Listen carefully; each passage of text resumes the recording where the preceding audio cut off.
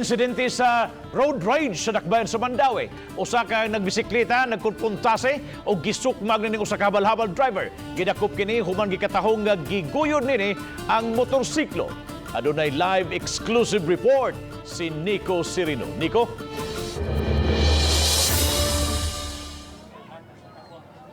Yes, Bob, kining insidente sa road rage sa Mandawi City misangpot sa pag-aresto sa usa ka motorista gumikan na sa reklamo nga carnapping.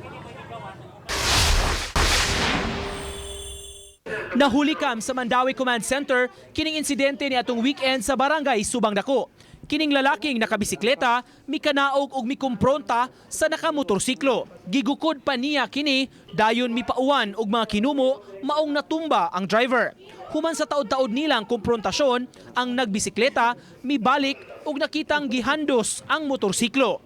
Didto na gipadakop ang nakabike nga nailang si Ronald Colina. Reklamo bato kaniya, physical injury o carnapping gumikan sa pagdala sa motor. Tubag ni Colina, wa siya'y intensyon nga kawaton ang motorsiklo kundili ipadaplin lang kini kay naka-traffic na. Aminado hinuon siya na sumbagan ang habal-habal driver. Kana ganing 54321. Nag-apa siya sa stoplight. Kusog kay ang dagan niya. Sige siya silbato niya paguman. Mo ta kong gigukod. Nangayo og pasaylo si Colina kinsa napasakaan og kaso kagahapon.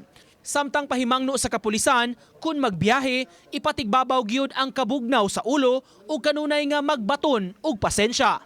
Always bring 10 times cooler heads during mag-drive ka para maiwasan po nimo ang mga disgrasya or mga paghitabo nga dili angay mahitabo sa kalsada kung mainit ang atong ulo.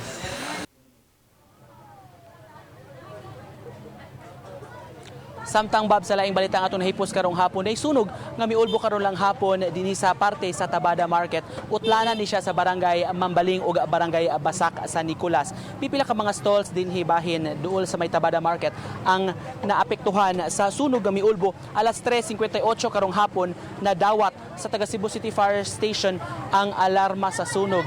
Nagsugod ang kayo sa panimay ni Alex Castelo doon na sa mga manindahay o utanon sa atubangang bahin sa maong panimay. Padayon pa nga gisusi sa kabumberuhan ang hinungdan sa miulbo nga sunog nga napaubos sa third alarm kaganiya. Hinuon dalira nga nakontrolar ang maong kayo. Gibana-bana sa BFP nga maabot sa 50,000 pesos ang danyos ning nahitabong sunog bag-uhay lang dinhi sa Tabada Market. Mo kanang latest Bob gikan dinhi sa Utlanan sa Mambaling ug Basak sa Nicolas. Thank you so much, Nico Cirino, sa imong live report.